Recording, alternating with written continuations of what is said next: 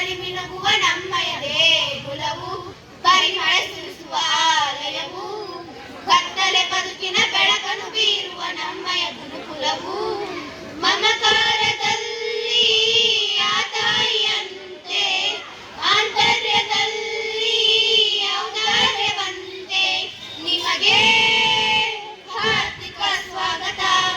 ಬನ್ನಿ ಬನ್ನಿರಿ ಎಲ್ಲ ಬನ್ನಿರಿ ನಿಮಗೆ ಸುಸ್ವಾಗತ. ತುಂಬು ಹೃದಯದಿ